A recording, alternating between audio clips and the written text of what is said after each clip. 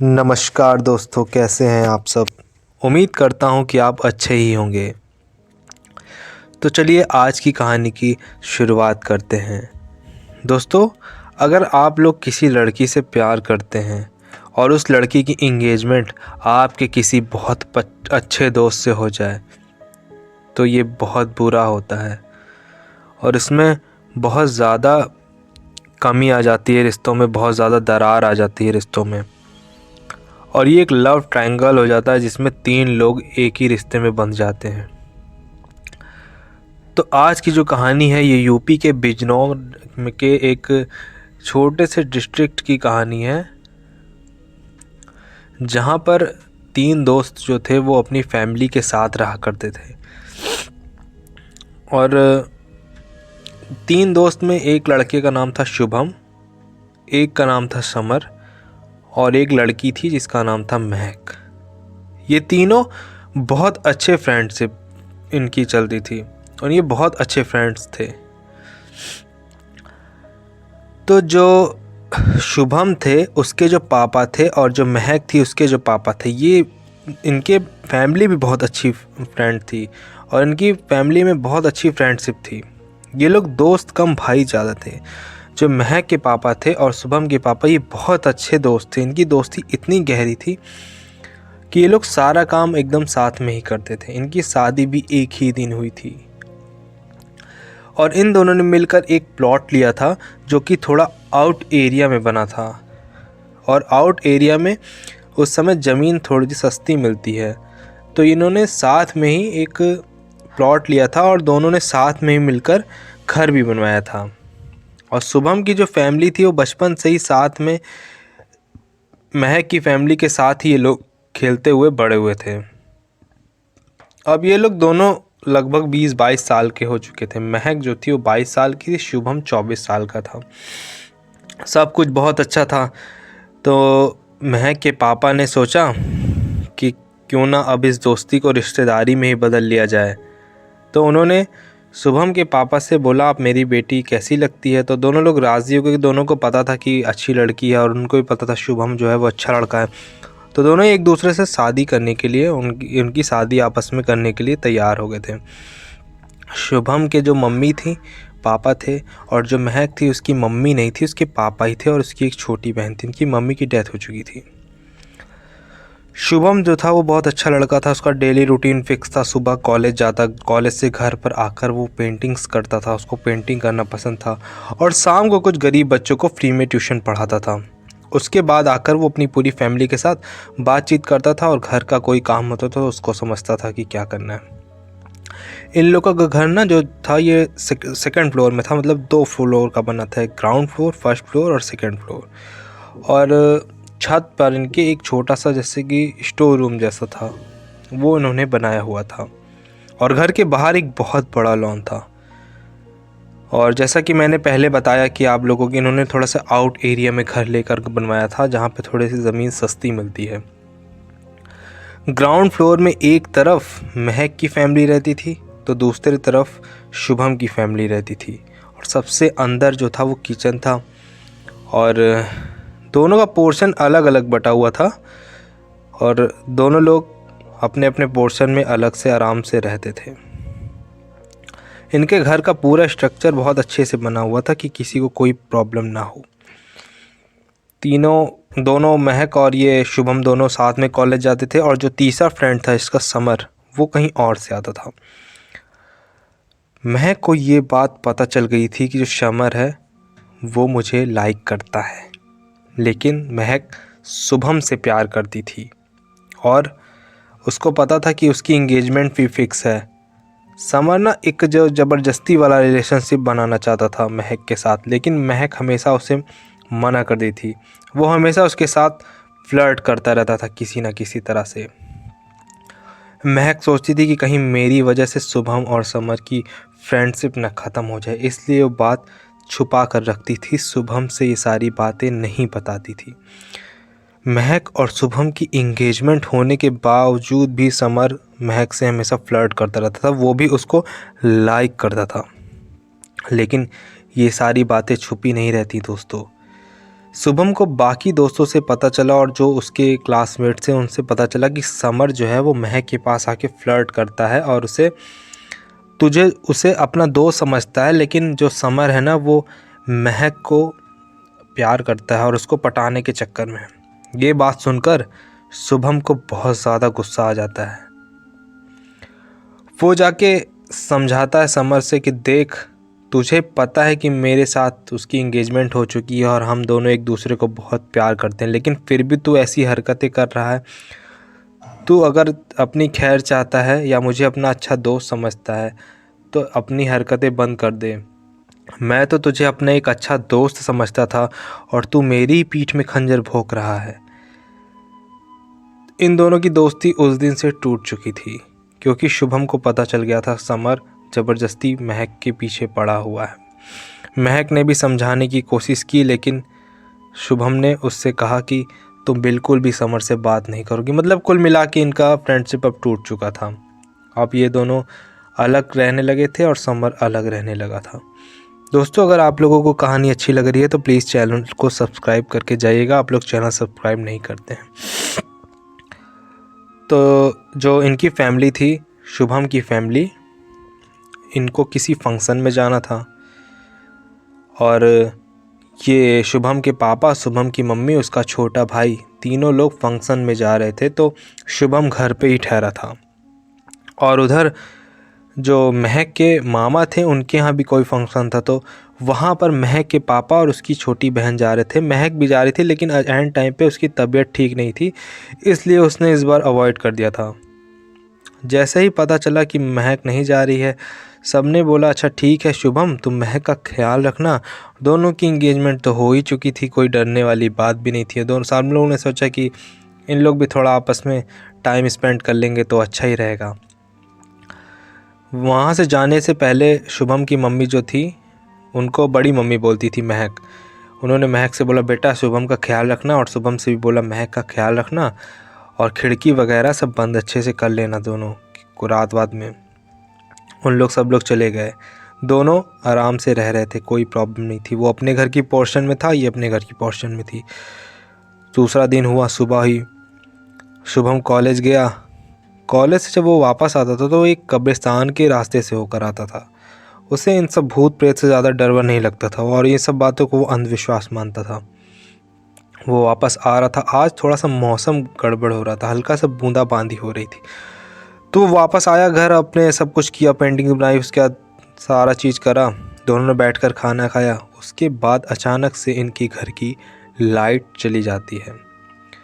तो इन दोनों से सोचा थोड़ा सा बारिश का मज़ा लेंगे और बाहर बालकनी में बैठकर आराम से बातें करेंगे।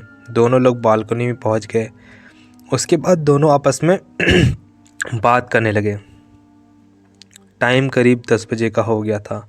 बात करते करते किसी ने बेल बजा दी। इन्होंने सोचा अरे बेल बज गई। बेल कैसे बज गई, क्योंकि घर में लाइट तो थी नहीं, और लाइट जब नहीं रहती है तो बेल नहीं बजती है। इन दोनों को समझ में नहीं आया कि यार ये बेल तो बजी कैसे। बाहर देखा गेट की तरफ, तो बाहर भी कोई खड़ा नहीं हुआ था।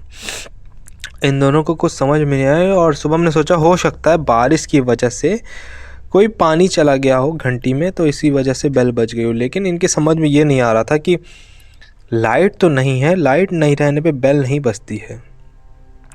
दोनों वापस आए और बात करने लगे। दोनों बात ही कर रहे थे, तभी अचानक खिड़की में बहुत ज़ोर से आवाज़ आई और खिड़की बहुत ज़ोर से खटर खटर करने लगी। महक थोड़ा सा डर गई। शुभम ने खिड़की बंद करी और इन लोग के घर में इन्वर्टर नहीं था, तो महक ने कैंडल जलाई और दोनों बैठ के खाना खा रहे थे। खाना खाने के बाद ऐसा लगा जैसे कोई इनके ऊपर वाले फ्लोर पे कोई किसी चीज़ को, जैसे मेज वेज को कैसे सरका रहा हो। कुछ सरकाने की आवाज़ आ रही थी और ध्यान से सुनने पर जैसे लग रहा था कोई भारी चीज़ कोई खिसका रहा है। तो महक ने शुभम से बोला ये कैसी आवाज़ आ रही है, शायद कोई चीज़ कोई खींच रहा है। आपको ऐसा फील हो रहा है कुछ आवाज़ आने का? दोनों ने को समझ में नहीं आ रहा था कि क्या चीज़ है। दोनों ऊपर गए, देखे तो कुछ भी नहीं था, कुछ भी नहीं, सब नॉर्मल था। और 10-15 मिनट बाद घर की लाइट वापस आ गई। और ये शुभम अपने रूम में चला गया, महक अपने रूम में चली गई। रात के करीब 2 बज रहे थे। अचानक से फिर से एक आवाज़ आती है, जैसे कोई सीढ़ियों पर उतर रहा हो और चढ़ रहा हो। महक ने सोचा शायद ये शुभम होगा और वापस से अपनी गहरी नींद में चली गई। एक बार फिर से किसी चीज़ की गिरने की आवाज़ आई और महक की जैसे ही आँख खुली उसने देखा कि आवाज़ कहाँ से आई, और वो किचन में पहुंची तो देखा कि किचन में 2 टूटे हुए ग्लास पड़े थे।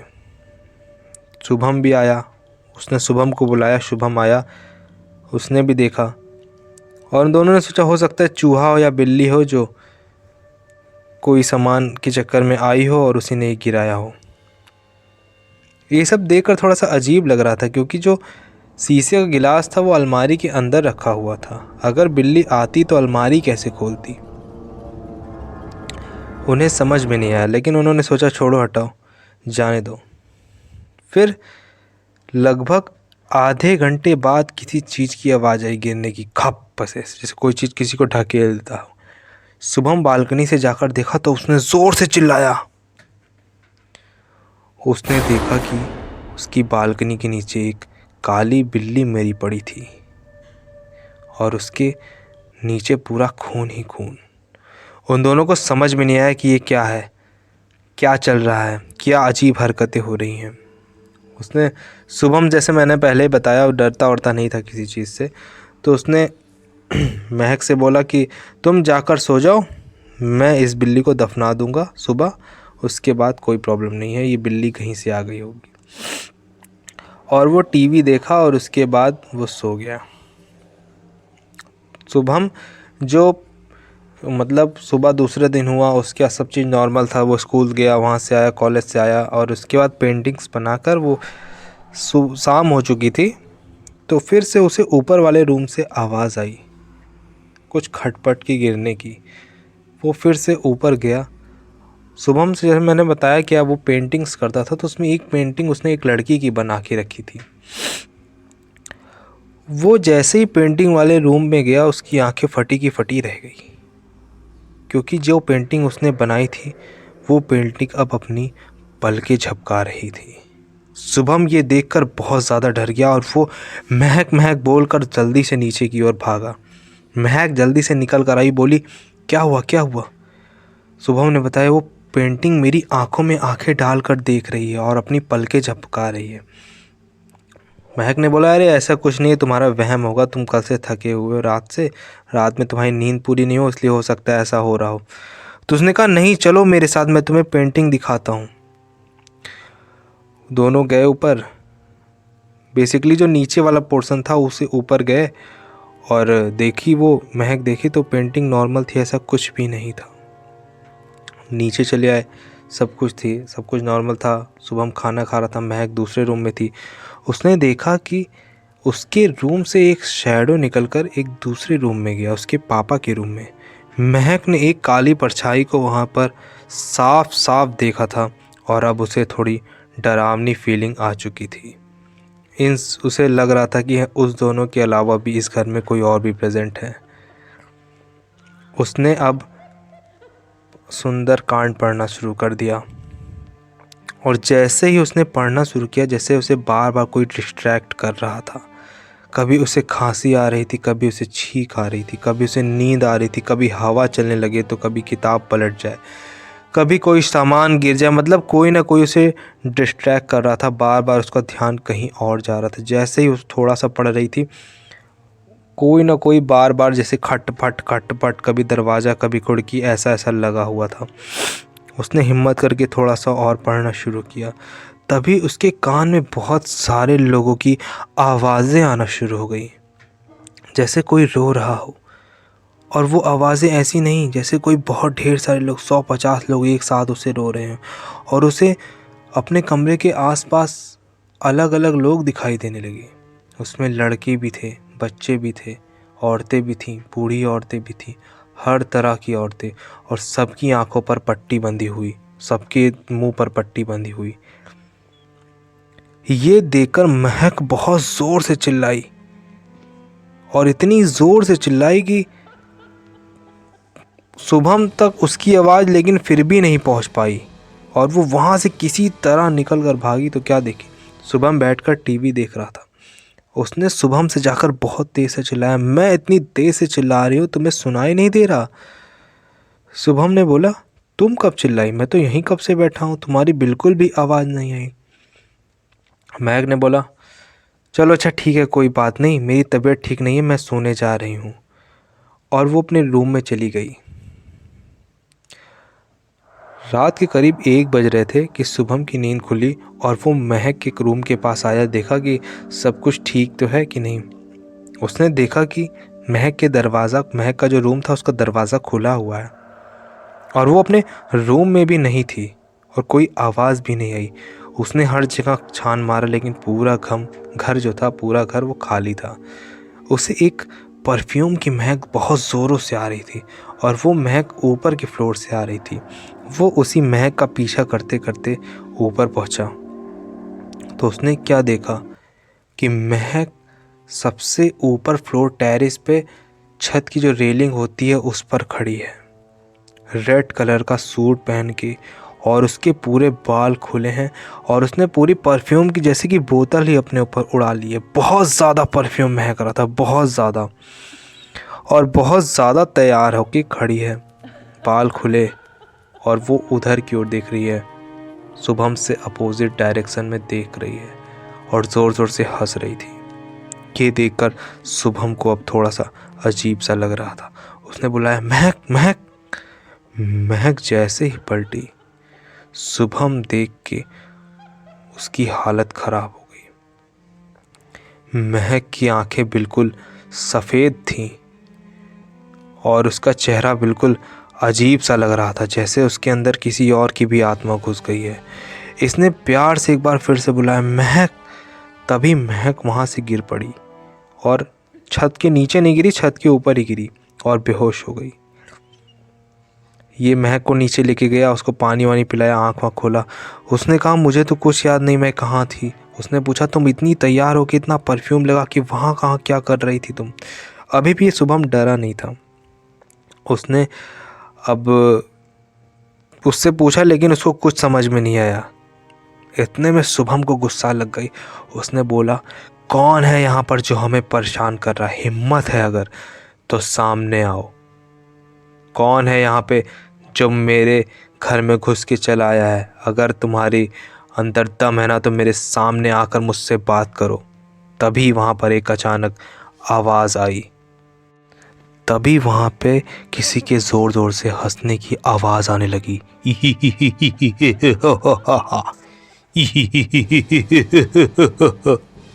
और किसी ने बोला, मैं इस लड़की को छोड़ के नहीं जाऊंगा, इस घर में मैं ही रहता हूँ। और ये बोलने के बाद शुभम और अब महक थोड़ा सा डर चुके थे और वो अपने घर से निकलकर बाहर की तरफ भागे और उस दिन अपने घर से बाहर ही रहे। दूसरे दिन सुबह हुई, ये लोग अपने घर में एंटर किए और उसके बाद अब ये लोगों ने अपने घर पर फ़ोन किया और सारी बात बताई। घर वालों ने आए और सब दोनों घर वाले आए और परेशान हो गए वो लोग भी सारी बातें सुन के। तो जो महक के पापा थे वो एक मौलाना जी को जानते थे जो ये सब तंत्र मंत्र करते थे। उन्होंने उसको घर पे बुलाया। उन्होंने घर के जैसे ही अंदर आया, उन्होंने कदम जब रखा तो उन्होंने बता दिया, बोला, इस लड़की के ऊपर तो किसी प्रेत आत्मा का साया है। ये सुनकर घर वाले बिल्कुल हैरान हो चुके थे। उन्होंने उस प्रेत आत्मा से बात की अकेले में जाकर और पता नहीं क्या क्या किया और इन लोगों से सबसे घर के अंदर रहने के लिए कहा। फिर उन्होंने बताया कि ये जो प्रेत आत्मा है ये शुभम की जान लेने के लिए आई थी और इस प्रेत आत्मा को कोई और नहीं बल्कि तुम्हारे दोस्त समर ने ही बुलाया था और उसी ने शुभम की जान लेने के लिए ये सब किया हुआ है कि शुभम मर जाएगा तो महक उसकी हो जाएगी। लेकिन वो प्रेत आत्मा आई, उसने महक को देखा और वो उसके ऊपर मोहित हो गई। अब वो महक को अपने साथ ले जाना चाहती है, इसीलिए वो महक के ऊपर ही घुस गई है। वो अपना जो साया है वो महक के ऊपर डाल चुकी है। उसने शुभम से पूछा, क्या तुम आ रहे थे किसी दिन कब्रिस्तान से तो तुम्हें ऐसा लग रहा था कि तुम्हारे साथ कोई और भी चल रहा है? शुभम ने बोला, हाँ हाँ, जिस दिन पानी बरसने वाला था उस दिन ऐसा लग रहा था कि जैसे साथ मेरे कोई और है। तो उन्होंने सब कुछ बताया और उन्होंने पूजा पाठ करवाई और महक से बोला कि इसको लेके हमें जाना पड़ेगा अपनी मस्जिद में और एक आयत का पानी होता है उसको पिलाना पड़ेगा और उस पानी को पूरे घर में छिड़काव करना पड़ेगा 21 दिन तक। उसके बाद घर वालों ने ऐसा ही किया, महक को लेके गए, उसके ऊपर पूजा पाठ हुई और वो जो मस्जिद का पानी था, मोहम्मद साहब का जो बाबा जी का पानी था, वो पूरे घर में छिड़का गया। उसके बाद जाकर सारा प्रोसेस होने के बाद अब महक नॉर्मल हो चुकी थी और सारी चीज़ें एकदम नॉर्मल हो चुकी थी। तो दोस्तों, आज की कहानी यहीं तक थी। सोचने वाली बात है कि अपने ही दोस्त की गर्लफ्रेंड को या उसकी वाइफ को पाने के लिए अपने ही दोस्त की जान लेना चाहता है कोई। ऐसे भी लोग होते हैं दुनिया में जो अपने ही दोस्तों से बदला लेने के लिए क्या कुछ नहीं कर सकते। तो आप लोग भी ऐसे दोस्तों से सावधान रहिएगा जो आपके सामने मीठा बोलते हैं लेकिन अंदर आपके लिए छुरी रखते हैं। अगर ये कहानी पसंद आई हो तो चैनल को सब्सक्राइब करके जाइएगा। अगर आप लोगों के पास कोई कहानी हो तो मेरे अबाउट सेक्शन में मेरा व्हाट्सएप नंबर है, आप मुझे वहाँ सेंड कर सकते हैं। मिलते हैं एक नई कहानी के साथ, तब तक आप सभी का दिन शुभ हो।